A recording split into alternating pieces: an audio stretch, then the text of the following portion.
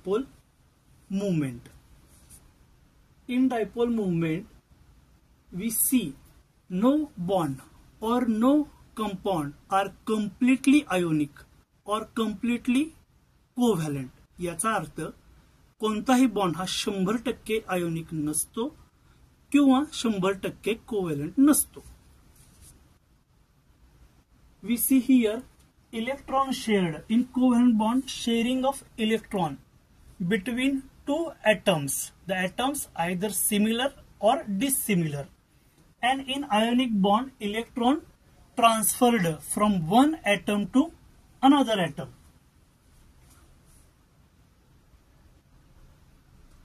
Then polarity in bonds. As I told you in last lecture, non-polar covalent bond and polar covalent bond, these are the types of covalent bond. Covalent bond means mutual sharing of electrons between two atoms. If the atoms are similar, then it is called as pure covalent bond, and if atoms are dissimilar, then it is called as impure covalent bond. Impure covalent bond, it indicates or it means polar covalent bond, and pure covalent bond means non-polar covalent bond.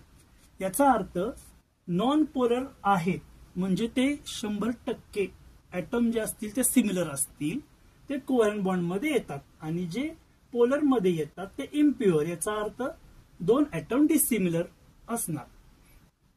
Late us see two atoms A plus A, B plus B are mixed together, then the bond formed like this. Two electrons are shared in A and in B. These are the non-polar covalent molecule.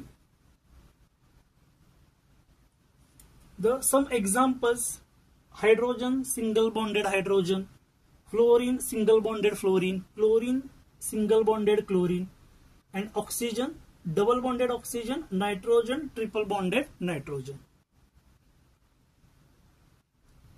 Now we start polar covalent molecule. Polar covalent molecule means polar covalent bond. If two atoms are approaches towards each other, then molecule A are less electronegative and molecule B are more electronegative. याचा अर्थ हे जे दोन atoms आहेत ते similar नाहीत, ते dissimilar असणार आहेत. त्यातला एक जो असेल तो लेस इलेक्ट्रोनिगेटिव्ह आणि एक जो असेल तो मोर इलेक्ट्रोनिगेटिव्ह असेल. आता हे अप्रोच होणार. ए जो आहे तो लेस इलेक्ट्रोनिगेटिव्ह आहे, बी जो आहे तो मोर इलेक्ट्रोनिगेटिव्ह आहे. It indicates atom B attract electrons from atom A. असा अप्रोच आपल्याला दिसतोय. Hence atom A denotes partially positive charge and atom B denotes or indicates partial negative charge. शेवटी जो इलेक्ट्रॉन देतो त्याच्यावरती पॉझिटिव्ह चार्ज येतो, जो इलेक्ट्रॉन घेतो त्याच्यावरती निगेटिव्ह चार्ज येतो. हे जो सिम्बॉल आहे याला डेल्टा किंवा स्मॉल डी असं आपण म्हणतो, तो पार्शियल साठी दिलेला आहे. Then some examples are here. In HCl, in hydrogen and in chlorine, electronegativity difference. Hydrogen is less electronegative and chlorine is more electronegative. So त्यांच्यामध्ये जो बॉन्ड असणार आहे तो पोलर कोव्हॅलंट बॉन्ड असणार आहे. तसंच याप्रमाणे SH2 मध्ये पण आहे. अनदर एक्झाम्पल, वॉटर मॉलिक्यूल आपल्या सगळ्यांना माहितीच आहे. Oxygen carries D minus, hydrogen carries D plus, and this one hydrogen carries D plus. And final example, nitrogen NF3, nitrogen carries D plus, fluorine all the fluorine carries D minus, partial negative charge.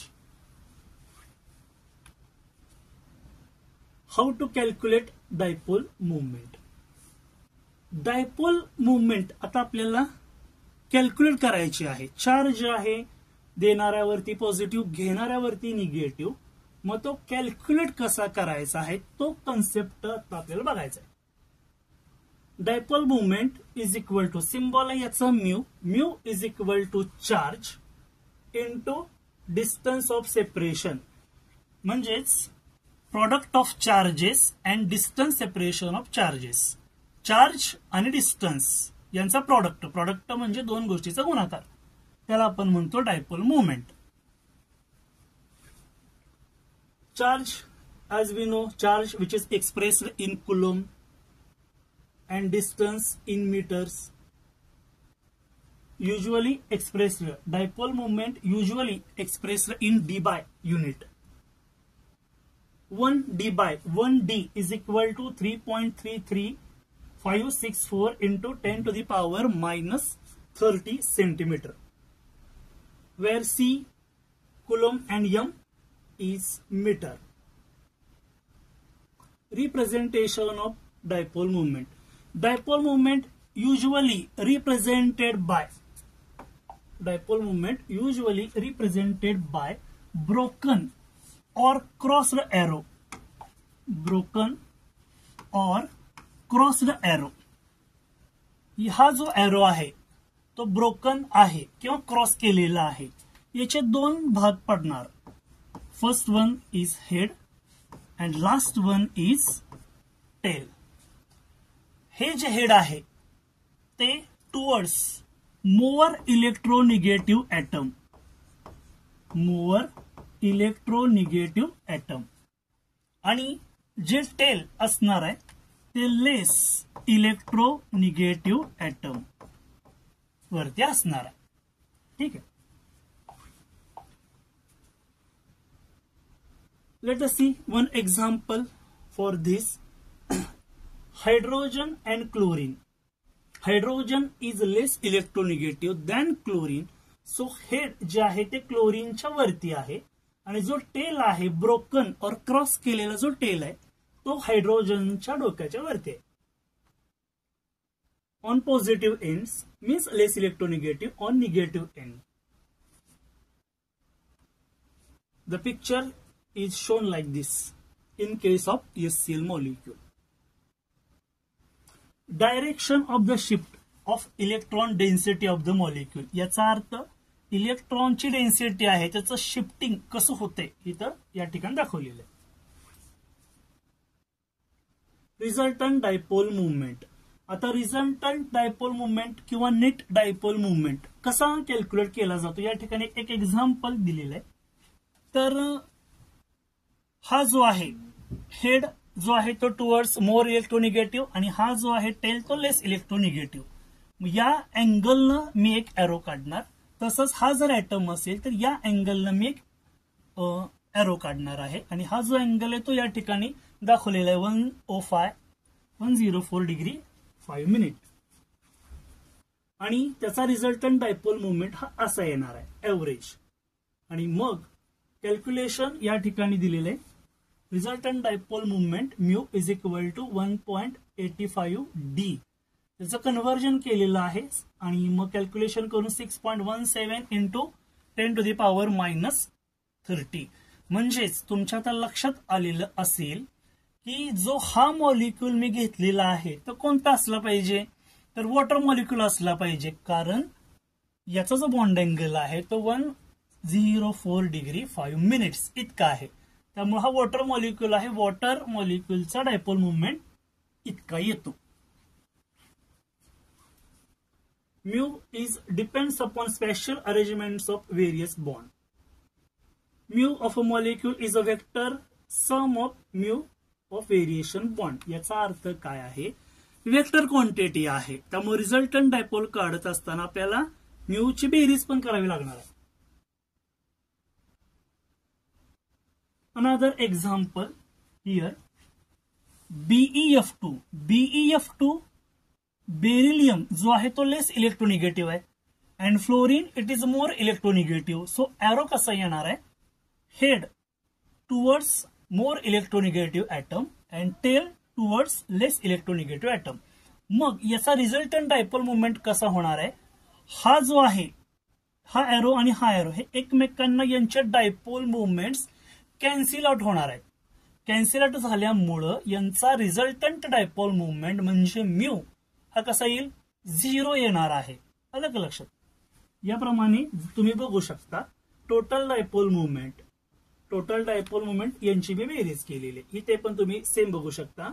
Net dipole movement 0 आला. आता याचा पण 0 कसा आला, तर 3 arrow या ठिकाणी आपण काढलेले आहेत क्रॉस एरो, आणि ह्या दोघांचा नेट डायपोल मुवमेंट म्हणजे हा रेडवाला एरो, म्हणजे या डायपोलला ही डायपोल मुवमेंट कॅन्सल आउट झाली म्हणून म्यू इज इक्वल टू 0 आलं. उदाहरणार्थ सपोज या बोरॉन आणि फ्लोरीन यांच्यामध्ये जो आपण एरो काढलेला आहे याची डायपोल मुवमेंट रॅन्डमली आपण जर म्हटलं किंवा 2.2 into 10⁻⁻30.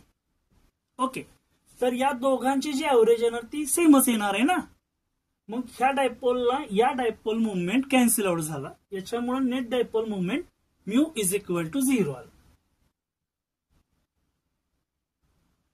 Then dipole movements in polyatomic molecule.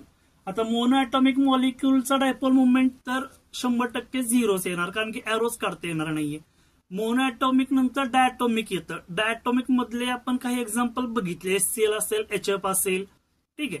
Diatomic molecule मध्ये पण होमोएटॉमिक जर मॉलिक्यूल असेल, H single bond H, arrow काढू शकत नाही, त्यामुळे म्यू इज इक्वल टू 0 येणार.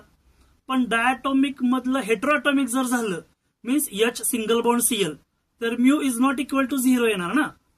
आता आपण बघतोय dipole movements in polyatomic molecule. Sum of dipole movements of, तेच आता तुम्हाला मी सांगितलं. In water molecule bond dipole movement याप्रमाणे येणार, रिझल्टंट डायपोल मुवमेंट याप्रमाणे येणार.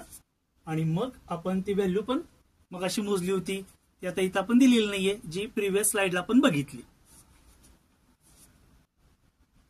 BF3 molecule. BF3 मॉलिक्यूलचं आत्ताच आपण बघितलं. ह्या एरोला हा एरो क्रॉस एरो, या डायपोल मुवमेंटला हा डायपोल मुवमेंट कॅन्सल आउट होऊन आपल्याला काय होणार आहे, 0 येणार, रिझल्टंट डायपोल मुवमेंट. CO2 मॉलिक्यूलचं बघा, म्यू प्लस म्यू म्हणजे ह्या डायपोल मुवमेंटला ही डायपोल मुवमेंट कॅन्सल आउट झाली आणि आन्सर याचं 0 येणार आहे. देन आता तुम्ही सांगायचे which out of NH3 and NF3 has higher dipole moment and why. आता याचा आन्सर बघा, पॉज द व्हिडिओ आणि तुम्ही हे थिंक करा आणि या प्रश्नाचं उत्तर द्या. तुम्हाला काही हिंट्स किंवा ट्रिक्स मी तोंडी सांगतोय की डायपोल मुवमेंट जे आहे एरो, डायपोल मुवमेंटला डायपोल मुवमेंट म्हणजे बॉन्ड डायपोलला bond dipole movement cancel out होते, नंबर 1. नंबर 2, ऑर्बिटल डायपोल मुवमेंटला orbital dipole movement cancel out होते, नंबर 2. त्यानंतर बॉन्ड डायपोल मुवमेंटला orbital dipole movement cancel out होत नाही. हे 3 नियम लक्षात ठेवले या ट्रिक्स, तर तुम्ही याचा आन्सर देऊ शकता. आता होप तुम्ही व्हिडिओ पॉज करून याचा विचार केला असेल की कोणतं आन्सर येऊ शकतं. ठीक आहे, मी याचा आन्सर या ठिकाणी देतो. कंप्लीट स्लाइड ओपन करतो आणि मग तुमच्या लक्षात येईल की अमोनिया मॉलिक्यूल ही ऑर्बिटल डायपोल मुवमेंट आहे, बरोबर. हे जे आहे ते बॉन्ड डायपोल मुवमेंट आहे. ठीक आहे, बॉन्ड डायपोलला bond dipole movement cancel out होणार. जसं मिथेन मॉलिक्यूल घेतलं, मिथेन मॉलिक्यूल मध्ये कार्बन खाली 3 हायड्रोजन, वरती 1 हायड्रोजन ऍक्च्युअल मध्ये असतो. मग तिघांची 3 C single bond H, C single bond H आणि C सिंगल बॉन्ड H ची डायपोल मुवमेंटला जी आहे ती वरती असणाऱ्या C सिंगल बॉन्ड H ला कॅन्सल आउट होणार, म्हणजेच बॉन्ड डायपोल मुवमेंटला bond dipole movement cancel out होणार. मात्र बॉन्ड डायपोल मुवमेंट ही जी आहे तिघांचे ऍव्हरेज सम जी येणार त्याला हे कॅन्सल आउट होऊ शकत नाही, म्हणून त्याची ही रिझल्टंट डायपोल मुवमेंटची व्हॅल्यू 4.90 इंटू 10⁻⁻30 सेंटीमीटर आहे. त्यानंतर आपण याची पण बघू शकतो, याची रिझल्टंट डायपोल मुवमेंट जे कॅल्क्युलेशन येणार आहे ते 0.80 इंटू 10⁻⁻30 आणि मग तुम्हाला याच्यावरनं आन्सर मिळेल. Lone pair is in same direction as resultant dipole moment of n single bond H bonds. आणि इथे lone pair is in opposite direction resultant dipole moment of n single bond F bonds. म्हणजे याप्रमाणे असं आपण इथे शोधू शकतो. Next point आहे किंवा या ठिकाणी येतोय कन्सेप्च्युअल क्वेश्चन. कन्सेप्च्युअल क्वेश्चन बघा. Which of the following molecule or molecules will have zero dipole moment? Zero dipole movement खालीलपैकी कोणत्या मॉलिक्युलची येऊ शकते हे तुम्ही या दिलेल्या एक्झाम्पल मधून ओळखायचं आहे. आता झिरो येऊ शकते तर तुम्हाला एक हिंट देतो. मगाशी आपण वॉटर मॉलिक्युल बघितलेलं आहे. वॉटर मॉलिक्युलचे झिरो नाही, त्याचं कॅल्क्युलेशन पण आपण मगाशी जे स्लाइड होती त्यात बघितलं. BF3चं बघितलं, NH3चं बघितलं, आता क्लोरोफॉर्म CO2. काही विद्यार्थ्यांना लक्षात आलं असेल की कोणतं आन्सर येऊ शकतं. तर बघा आन्सर दिलेला आहे CO2, CCl4, BF3 आणि BF2. क्वेश्चन आलेले आहे बघा. डायपोल मुवमेंट क्वेश्चन नीट 2024 री एक्झामिनेशनला आलेला क्वेश्चन अतिशय महत्वाचा आहे. Which of the following molecule has a non zero dipole movement value. Non zero means mu is not equal to zero. असं कोणत्या ह्याला येते हे तुम्ही ओळखायचं आहे. 4 ऑप्शन्स आहेत. CCl4, HI, CO2, BF3. आता आपण हे सगळ्या मॉलिक्युलचा अभ्यास केलेला आहे. होपफुली तुम्हाला आन्सर कळालेला असेल. त्यानंतर our next point is Fajans rule.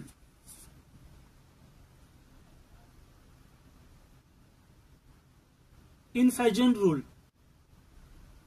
पहिलं जे सेंटेन्स मी बोललेलं होतो मगाशी, no bond is 100% ionic or covalent. 100% ionic किंवा 100% कोव्हॅलंट कोणताही बॉन्ड नसतो. हा की पॉइंट आहे फॅजन रूल नंबर 1 चा. To predict the nature of bond formed, Fajan introduce some empirical rules. फॅजनने काही नियम या ठिकाणी आपल्याला मांडलेले. कोणते मांडले ते बघूया. The following rules are useful to predict a bond with more or less ionic nature. Number 1, with increase in cationic size, the anionic nature of the bond increases. याचा अर्थ काय? कॅटायनचा आकार जेवढा वाढत वाढत जाईल तेवढा आयोनिक नेचर त्या बॉन्ड मधलं वाढणार. म्हणजे कॅटायनचा आकार जर मोठा असेल तर आयोनिक नेचर म्हणजे आयोनिक कॅरेक्टर हे जास्त असणार. म्हणजे तो मॉलिक्यूल, तो कंपाऊंड, तो पदार्थ जास्त आयोनिक असणार जर कॅटायनचा आकार मोठा असेल. आता आपण ट्रेंड्स तर आपल्याला माहितीच आहेत. पिरियडमध्ये जी साईज असते ती वाढत जाते, ग्रुपमध्ये साईज वाढत जाते, पिरियडमध्ये डिक्रीज होत जाते. मग आपण एक्झाम्पल बघितलं सोडियम, पोटॅशियम, रुबेडियम, सिझियम. या 4 मधलं कोण मोठा असेल तर सोडियम पेक्षा पोटॅशियम मोठा. म्हणजे कॅटायन असे मोठे मोठे होत जाणार आहेत आणि त्याच्यामुळे काय आयोनिक नेचर बॉन्ड वाढत जाणार आहे. एक्झाम्पल बघा, आता मी जे बोललो तेच आहे. Lithium, sodium, potassium, rubidium, caesium. आपल्याला माहित आहे लिथियम पेक्षा सोडियम मोठा आहे, पोटॅशियम, त्यानंतर रुबेडियम, नंतर सिझियम. त्यानंतर व्हॉट इज पोलरायझेशन. पोलरायझेशनचा कॉन्सेप्ट थोडासा वास्ट आहे पण सोपा आहे. याच्यावरती बरेचसे क्वेश्चन्स विचारले जातात. Polarisation, distortion of anion electron cloud towards cation. आता या ठिकाणी असं होतं की डिसिमिलर ऍटम आहेत. डिसिमिलर ऍटम आहेत म्हटल्यावरती कॅटायन आणि एनायन, जो एनायन आहे तो इलेक्ट्रॉन घेतो, जो कमी इलेक्ट्रोनिगेटिव्ह आहे, त्याच्यामुळे इलेक्ट्रॉनचं डिस्टॉर्शन होतं. मग आता एनायन जो घेतो त्याला आपण पोलरायझिबिलिटी म्हणणार, is of anions cloud distortion. आणि पोलरायझिंग पॉवर जी आहे ती ability of cation to attract electrons अशी आहे. म्हणजेच पोलरायझिंग पॉवरचा अर्थ काय, ability of cation to attract electron, कॅटायनची पॉवर. आणि पोलरायझिबिलिटी म्हणजे की एनायन किती इलेक्ट्रॉन्स कॅटायनची ऍक्सेप्ट करतोय, ओढतोय ती. फॅक्टर्स एनहान्सिंग कोव्हॅलंट कॅरेक्टर, ह्या ट्रिक्स आहेत, अतिशय इम्पॉर्टंट आहेत, ज्या शॉर्टकटमध्ये आपण काढलेल्या आहेत. कॅटायन स्मॉल साईज मध्ये पाहिजे, हाय चार्ज पाहिजे. मग कॅटायनचा आकार लहान पाहिजे, जेवढा लहान तेवढी पोलरायझिंग पॉवर जास्त, आणि जेवढी पोलरायझिंग पॉवर जास्त तेवढं कोव्हॅलंट कॅरेक्टर जास्त. उदाहरणार्थ स्मॉल साईजचं आपण बघितलं, ग्रुपमध्ये साईज वाढत जाते, पिरियडमध्ये कमी होत जाते. आणि चार्ज म्हणजे एन ए प्लस आणि एल प्लस 3 असं जर बघितलं तर एल प्लस 3 वरती 3 प्लस चार्ज आहे, म्हणजे त्याची पोलरायझिंग पॉवर ही जास्त झाली. एनआयएन लार्ज साईज हाय चार्ज म्हणजेच सल्फर -2. त्यानंतर आपण बघितलं सीएल मायनस, चार्ज जास्त कोणावरती, सल्फर -2 वरती, त्यामुळे त्याची पोलरायझेबिलिटी जास्त झाली. आणि अशा केसमध्ये कोव्हॅलंट कॅरेक्टर सुद्धा जास्त असणार आहे. ठीक आहे, तर हे झालं पोलरायझेशनचा कन्सेप्ट. अजून आपण पुढे पोलरायझेशन बघणारच आहोत. Covalent nature in ionic bond, covalent nature बघायचं आहे. पोलरायझेशन म्हणजे आत्ताच मी सांगितलं distortion of anion by cations, आणि कॅटायनची पोलरायझिंग पॉवर, एनायनची polarizability. Covalent character directly proportional to extent of polarization. जेवढं पोलरायझेशन जास्त तेवढं कोव्हॅलंट कॅरेक्टर जास्त. सिमेट्रिकल एनायन आणि डिस्टॉर्टेड एनायन, सिमेट्रिकल एनायन पासून डिस्टॉर्टेड एनायन जर असेल तरी पण आपल्याला कोव्हॅलंट कॅरेक्टर जास्त दिसतात आयोनिक बॉन्ड मध्ये. Trends, polarizing power and पोलरायझेबिलिटी. या ठिकाणी पुन्हा एकदा मी एक्झाम्पल जे मी बोललो ते दाखवलंय. Li plus arrow CS plus, downward arrow आहे, म्हणजेच लिथियम पेक्षा सीझियम कसा होतोय, मोठा होतोय. आणि एरो खाली आहे, एरो खाली, याचा अर्थ काय झाला लक्षात आलं का, कॅटायन जेवढा लहान तेवढे कोव्हॅलंट कॅरेक्टर जास्त. आता सीझियम आहे मोठा, त्यामुळे याच्याकडे कोव्हॅलंट कॅरेक्टर झाले कमी, बरोबर. तसंच B+2 BA+2 डाऊनवर्ड झालं. आता आपण विचार केला पाहिजे, बी हा जो इलेमेंट आहे बेरिलियम तो ग्रुप सेकंडचा आहे, बेरिलियम, त्यानंतर मॅग्नेशियम, कॅल्शियम, बरोबर, स्ट्रॉन्शियम, बेरियम, त्यामुळं डिक्रीजिंग ऑर्डर मध्ये येणार. त्यानंतर बघा Li plus B+2 Al+3, obviously high charge +3 वाला चार्ज आहे, त्यामुळे इथं एरो अपवर्ड डायरेक्शन नाही, म्हणजेच कोव्हॅलंट कॅरेक्टर इथे जास्त आहे. पोलरायझेबिलिटी बघा, fluorine minus I minus, iodine मोठा आहे, एनायनचा आकार मोठा लागतो आणि फ्लोरीन पेक्षा आयोडीन हा आकारानं मोठा आहे. आकारानं मोठा आहे म्हणजे त्याच्यावरती कोव्हॅलंट कॅरेक्टर जास्त आहेत, म्हणून अपवर्ड एरो आहे. O2 मायनस Te2 मायनस, इथे पण साईजचा आकार म्हणजे आकार मोठा असल्यामुळे अपवर्ड एरो आहे. N3 minus O2 minus F minus, इथं पण आपल्याला ऑर्डर लक्षात येत्या, चार्ज आणि साईज, म्हणजे हे जे ट्रेंड्स आहेत ते अतिशय महत्वाचे आहेत. त्यानंतर कम्पेअरिंग कोव्हॅलंट कॅरेक्टर, कम्पेअर जर आपण केलं, काही examples लिहिलेत. BCl2 BaCl2, obviously BCl2 ला कोव्हॅलंट कॅरेक्टर जास्त असणार आहेत, कारण बेरिलियम जो आहे त्याची साईज बेरियम पेक्षा लहान आहे, त्यामुळे बेरिलियमचा कॅटायन बेरियमच्या कॅटायनपेक्षा लहान असल्यामुळं BCl2 ला कोव्हॅलंट कॅरेक्टर जास्त. त्याचप्रमाणे NaCl MgCl2 AlCl3, आता इथे आन्सर देणं स्ट्रेट फॉरवर्ड आहे. अल्युमिनियम वरती +3 चार्ज येणार आहे आणि सोडियम वरती +1 चार्ज येणार आहे, म्हणजे कॅटायनचा आकार लहान पाहिजे आणि कॅटायन वरती चार्ज जेवढा जास्त तेवढे कोव्हॅलंट कॅरेक्टर जास्त. याप्रमाणे LiF Li फ्लोरीन आणि आयोडीनचं कंपॅरिझन, या ठिकाणी Cu Cl आणि NaClचं कंपॅरिझन तुम्ही जर बघितलं तर तुमच्या लक्षात येईल. नियम तर ऑलरेडी मी आता एक्सप्लेन केले. Then polarization and Fajans rule. When cation and anion come closer with each other, shape of anion distorted by cation. ज्या वेळेला कॅटायन आणि एनायन क्लोज येतात त्यावेळेला एनायन जो आहे त्याचा शेप हा डिस्टॉर्ट होतो कॅटायनमुळे, त्यालाच आपण म्हणतो पोलरायझेशन. आणि याच्यामुळेच कोव्हॅलंट नेचर डेव्हलप होतं कुठल्याही पदार्थामध्ये. Polarization directly proportional to covalent nature आणि inversely proportional to ionic nature.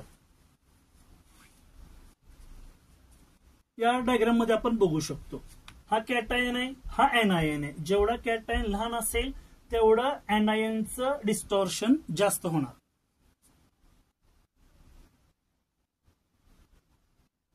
Example LiCl as we shown in this diagram. Example another Na plus and Cl minus. Some rules are here. As I mentioned you or told you earlier, size of cation inversely proportional to polarization. More covalent, less covalent असणार. Obviously the smaller the size of cation and larger the size of anion, greater the covalent character of an ionic bond. Another example of Pageon rule, Na plus and I minus, Na plus and Cl minus. आता तुम्ही सांगू शकता नियम तर तोच आहे, size of anion directly proportional to polarization, more covalent less covalent, charge of cation और anion directly proportional to covalent character. To the cation with inert gas configuration forms the compound with more ionic character. Na plus जे आहे त्याचं configuration inert मध्ये गेलं कारण एक electron त्याने दिल्यावरती पॉझिटिव्ह चार्ज आलाय. The cations with pseudo inert gas configuration forms the compound with more covalent character. हे अतिशय महत्वाचे दोन सेंटेन्स आहेत, तुम्हाला लक्षात ठेवावे लागतील. Cu प्लस कारण कॉपर असेल किंवा क्रोमियम असेल यांचं बिहेवियर सुडो ट्रान्झिशन बिहेवियर येतं, त्याच्यामुळं हे जे येतात ते त्याप्रमाणे कोव्हॅलंट कॅरेक्टर जास्त असणारे येतात. एक्झाम्पल्स इथं लिहिलेत, कॉपर क्लोराइड आणि सोडियम क्लोराइड. फॅजन रूल पुन्हा एकदा मी शॉर्टकट मध्ये इथं तुम्हाला सांगितलंय. Polarization directly proportional to size of anion. जेवढा एनायन मोठा तेवढा मोर पोलराइज्ड म्हणजेच कोव्हॅलंट कॅरेक्टर जास्त. Polarization directly proportional to size of cation, पण smaller size more polarizing. Polarization directly proportional to charges. कॅटायनचा Q means charge, C means cation आणि A for anion. High charges more polarization. आता मिमोनिक बघा, त्या ठिकाणी एक नाव लिहिलेलं आहे, small cation, S for small cation, LA for large anion and HI for high charges. हा ट्रिक तुम्ही लक्षात ठेवला तर तुम्हाला फॅजन रूल 100% कळाला असा अर्थ होतो. आता ऍप्लिकेशन्स बघायचे आहेत फॅजन रूलचे सोल्युबिलिटी आणि मेल्टिंग पॉइंट मध्ये. आता रूल्स तर तुमच्या लक्षात आले. Ag2S आणि Ag2 याच्यामध्ये Ag2S ची सोल्युबिलिटी वॉटर मध्ये ही कशी असणार आहे सांगा बरं, कमी असणार आहे, त्यामुळे कोव्हॅलंट कॅरेक्टर जास्त. त्याचप्रमाणे FeOH थ्राईस आणि FeOH ट्वाइस याप्रमाणे हे दोन एक्झाम्पल दिसतात. Melting point directly proportional to ionic character but inversely proportional to covalent character. आता ऍप्लिकेशन्स मध्ये थर्मल स्टॅबिलिटी हा बघूया. Ionic character greater than covalent character in thermal stability. Thermal stability directly proportional to ionic character, inversely proportional to covalent character.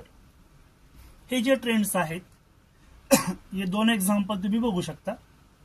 Li2CO3 आणि CS2CO3. Thermal stability वाढणार आहे इथून इथपर्यंत.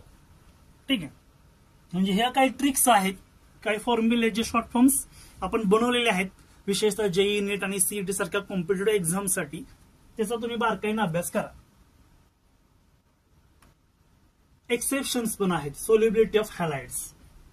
आता केमिस्ट्री म्हटलं की 100% कुठलाही रूल असं सॅटिस्फाय होत नाही. केमिस्ट्री म्हटलं की एक्सेप्शन्स आलीच. ठीक आहे, एक्सेप्शन्स इथं बघा.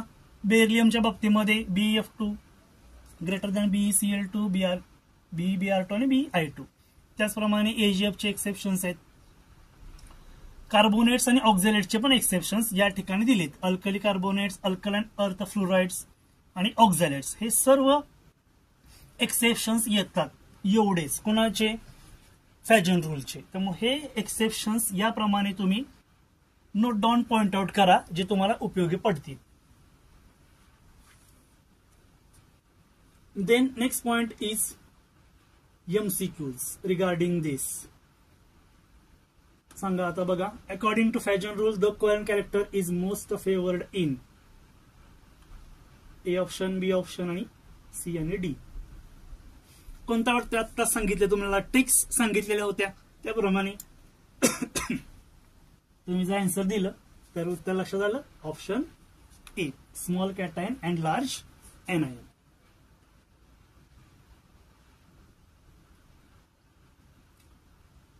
Then ionic nature of bond is lowest in ionic nature हे कमी पाहिजे. कोव्हॅलंट कॅरेक्टर कसे ओळखायचे मेमोनिक पण सांगितलेलं होतं. त्याप्रमाणे तुम्ही जर लक्षात ठेवलं तर अँसर विद्यार्थी देतील. कोणता अँसर यायला पाहिजे? बऱ्याच विद्यार्थ्यांनी गेस पण केला असेल. बघा ऑप्शन ए. का ए? आयोडीन ची साईज जी मोठी आहे त्याच्यामुळं ते येतं. नेक्स्ट एमसीक्यू स्क्रीन वरती बघा. Ionic nature is more in AgCl, AgF, AgBr आणि AgI. आन्सर विचार करा, थिंक करा आणि सांगा. बघा AgF आयोनिक नेचर मोठं जास्त आहे. म्हणजेच फ्लोरीन आणि आयोडीन हे सगळे हॅलोजन्सचे दिसतात. एक नंबरला फ्लोरीन येतो, शेवटी आयोडीन येतो. आयोडीन मध्ये कोव्हॅलंट कॅरेक्टर जास्त असणार, म्हणजे फ्लोरीन मध्ये कोव्हॅलंट कॅरेक्टर कमी असणार, म्हणजे आयोनिक कॅरेक्टर जास्त असणार. म्हणून उत्तर या ठिकाणी AgF येतं.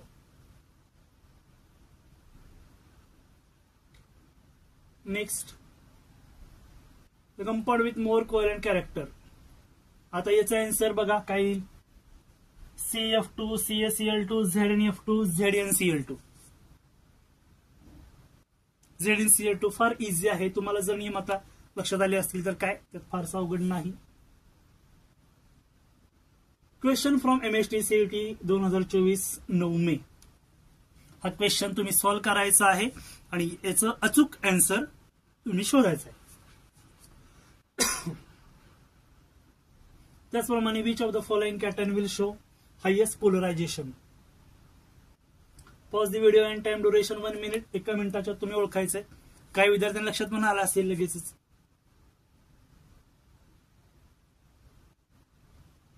नियम पुन्हा इथं मांडलेले आहेत आणि इथं आन्सर दिलेले आहे. बघा हायेस्ट पोलरायझेशन. थँक्यू.